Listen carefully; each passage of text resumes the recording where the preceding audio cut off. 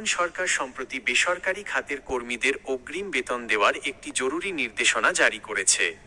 আসন্ন পবিত্র ঈদুল আজহা, কোরবানির ঈদ উপলক্ষে কর্মীদের উৎসবের খরচ ও পারিবারিক প্রয়োজনীয়তা পূরণের সুবিধার্থে ওমানের শ্রম মন্ত্রণালয়, মিনিস্ট্রি অফ লেবর এই নির্দেশ দিয়েছে।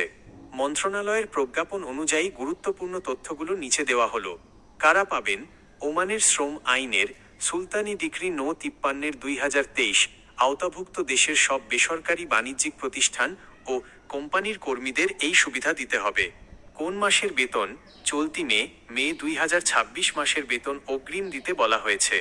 সর্বশেষ সময়সীমা আগামী 25 মে 2026 সোমবার বা তার পূর্বেই সব কর্মীর বেতন অ্যাকাউন্টে বুঝিয়ে দেওয়ার জন্য নিয়োগকর্তাদের কঠোর নির্দেশ দেওয়া হয়েছে। এই নির্দেশনার ফলে ওমানে কর্মরত স্থানীয় নাগরিক সহ লাখ লাখ প্রবাসী কর্মী ঈদের আগেই তাদের বেতন হাতে পেয়ে যাবেন, যা তাদের উৎসবের কেনাকাটা ও দেশের বাড়িতে টাকা পাঠানোর প্রক্রিয়াকে অনেক সহজ করবে। নিয়োগকর্তাদের এই সময়সীমা মেনে বেতন সম্পন্ন করার জন্য বিশেষভাবে অনুরোধ করা হয়েছে।